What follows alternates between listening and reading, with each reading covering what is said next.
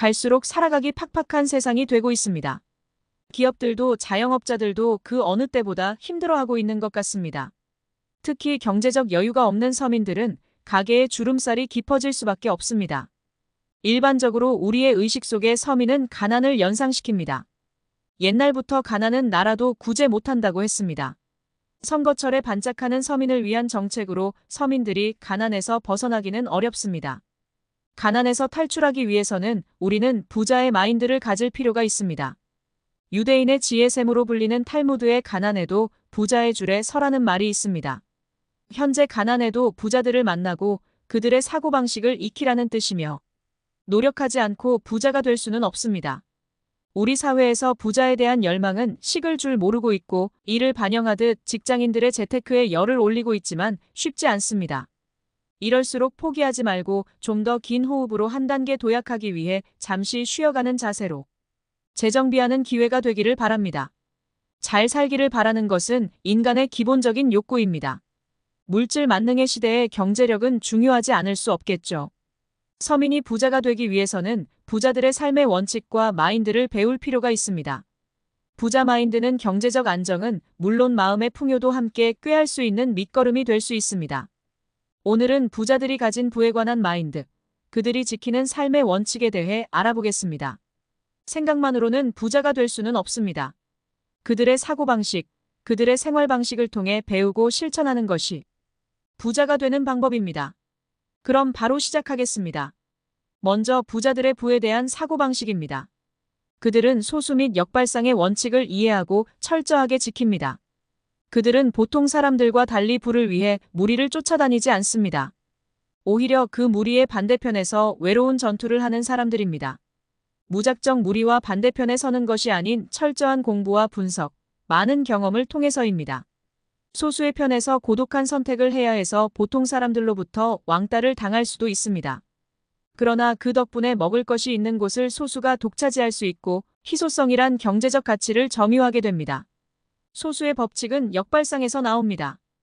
역발상의 법칙은 보통 사람들과 반대로 생각하고 행동하는 것이기 때문입니다. 특히 부자들은 많은 사람이 몰리는 곳에 관심을 두기보다는 그 반대쪽에 관심을 두는 자신만의 역발상 안목을 기른 사람들입니다. 남들과 똑같이 해서는 결코 좋은 수익을 거둘 수 없다는 사실을 부자들은 잘 알고 있습니다. 95%가 군중 심리에 따라 행동하고 나머지 5%만이 군중 심리에 독립적으로 행동한다라는 통계가 있듯이 대중과 반대로 행동하기란 쉽지 않습니다. 요즘 가치로 따져 5억 달러 이상의 재산을 모았던 카네기는 부자가 된 비결이 뭐냐라는 질문을 자주 받았다고 합니다. 그때마다 그는 항상 다른 사람들과 반대로 행동했다라고 말했을 정도입니다. 두 번째는 부자들은 운에 대해 어떻게 생각할까요? 부자들은 과연 운이 좋은 사람들일까요? 몇 년 전 한 신문에 부자들은 대체로 재운이 많은 사람이라는 통계 기사가 났었습니다. 물론 큰 부자는 하늘이 낳는다고 하지만 이른바 사주팔자가 좋지 않은 사람 가운데서도 부자가 많다는 사실을 부인할 수는 없습니다.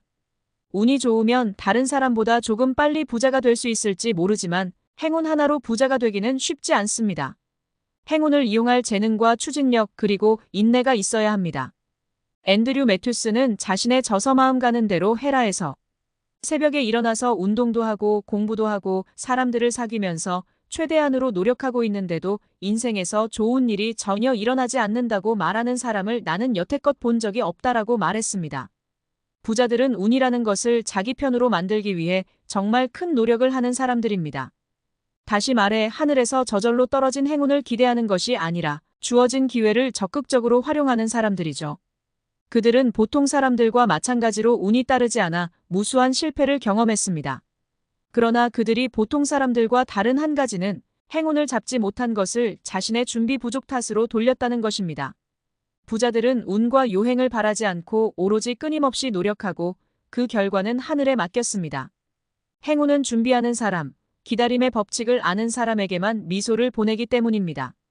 한 평에 수억 원 하는 땅이 있는가 하면 시골을 돌아다니다 보면 아직도 평당 몇천 원짜리 땅이 수두룩합니다.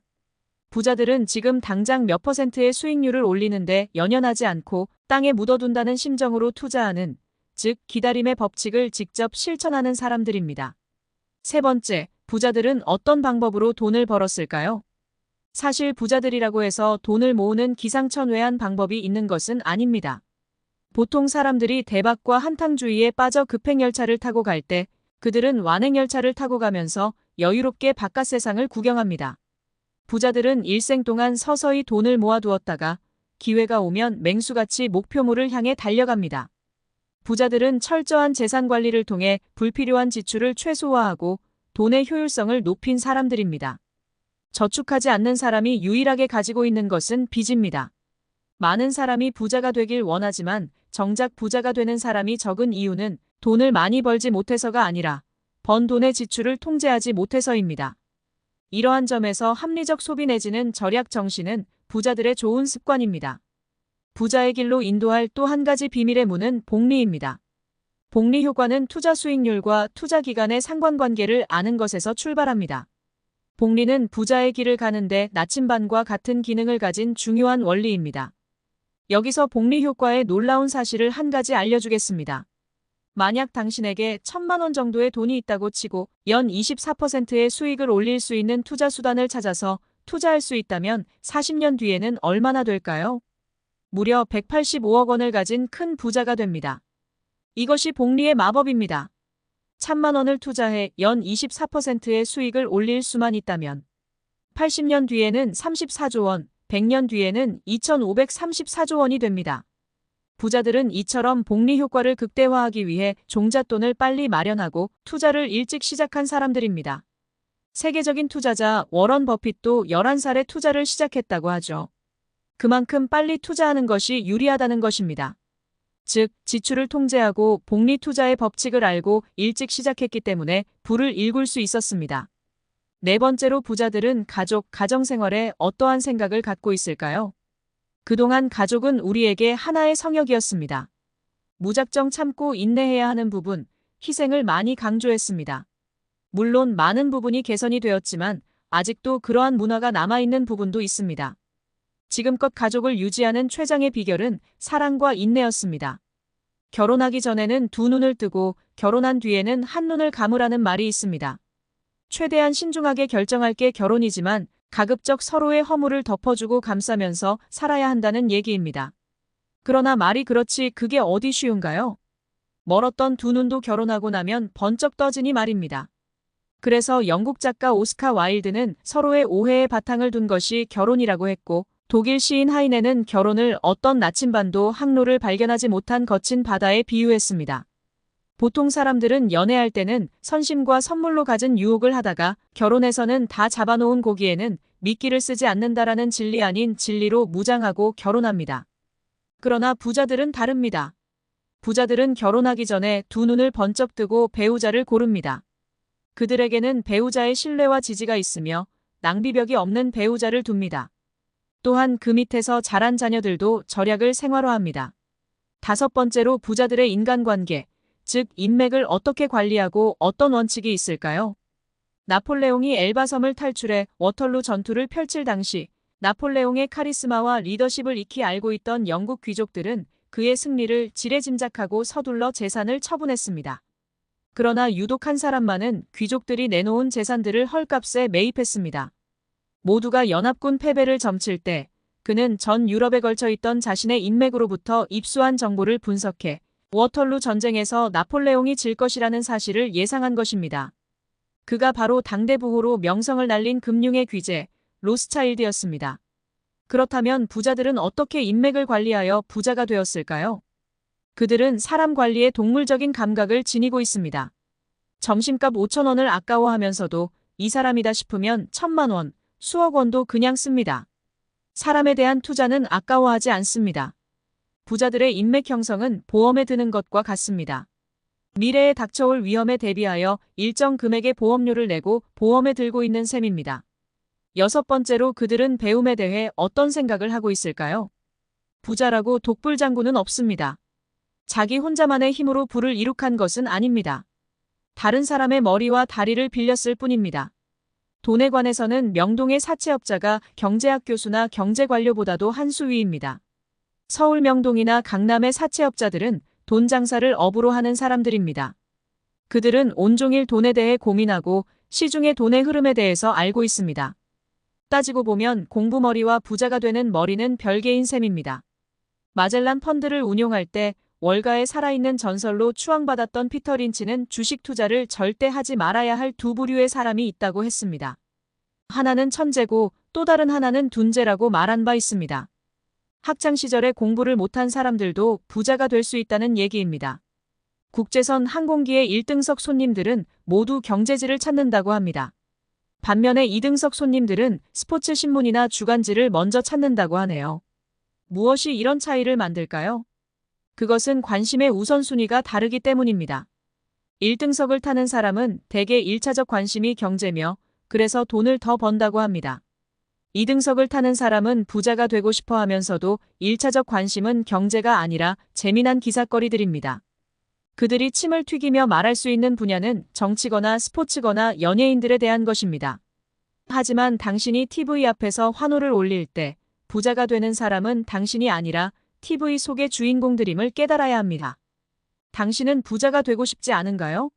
만약 당신이 정치인과 운동선수 그리고 연예인의 이름은 줄줄 꿰면서도 대차대조표는 볼 줄 모른다면 당신은 지금 다른 사람들의 게임에 박수를 칠 뿐 자신이 주인공인 게임에서는 규칙도 모르고 있는 셈입니다.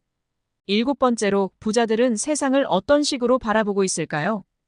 부자들은 너무 빨리 세상을 앞서가지도 그렇다고 뒤에서 따라가지도 않는 사람들입니다.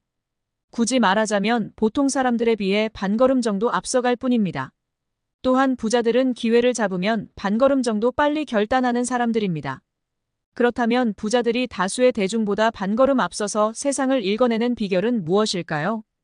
부자들은 돈 버는 데 있어서 두 가지 철학을 가지고 있습니다. 하나는 초창기 시장에 투자하는 것이며 둘째는 바로 변혁기에 절묘한 판단을 하는 것입니다. 그들은 우선 돈이 자주 다니는 길목을 지키고 있다가 기회를 포착해서 한꺼번에 잡아 올립니다. 돈이 오는 길목을 지키기 위해서는 사람들이 모여있는 곳에 선두에 서지 않으면 안 됩니다. 부자가 되려면 많은 사람이 올 곳을 예측하고 그곳에 먼저 가 있어야 합니다. 남이 가지 않은 곳에 먼저 가 있으면 다른 사람들이 몰려와도 자신은 가장 앞선 사람이 됩니다. 물론 돈의 길목이 어딘지 알아내는 해안은 지식과 다양한 경험에서 나옵니다. 오랫동안 산을 탄 신만이의 눈에는 일반인에게 보이지 않는 산삼이 보이는 것과 같은 이치입니다. 특히 남보다 먼저 가서 진을 쳐야 내 것이 될 수 있습니다. 보통 사람들은 돈의 뒤를 따라가지만 부자들은 돈이 따라오게 하는 사람들이다.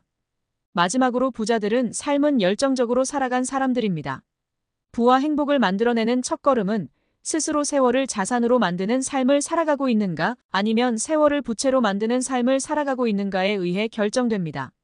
부자들은 흐르는 세월을 자산으로 만들어가는 사람들입니다.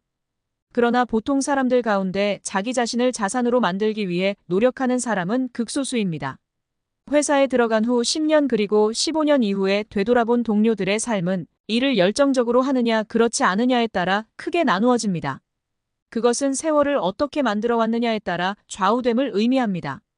경영의 신으로 불리는 일본의 마쓰시타 고노스케, 초등학교를 마치지 못하고 남의 집 고용살이에서 출발해 세계적인 가전 왕국 마쓰시타를 일구어낸 신화적 인물인 그는 가난, 허약한 몸, 못 배움의 세 가지 은혜를 성공 비결로 꼽았습니다.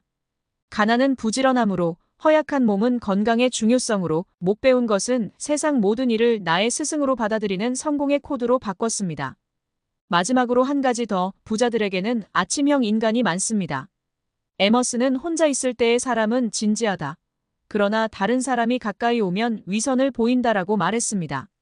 부자가 그렇듯이 우리는 새벽을 여는 신념의 시간을 통해 우리 모두 성공과 행복을 성취하는 프로그램을 디자인할 필요가 있습니다. 아침을 잘 활용하는 사람이 하루를 지배할 수 있고 하루를 지배하는 사람이 자신의 인생을 지배할 수 있습니다.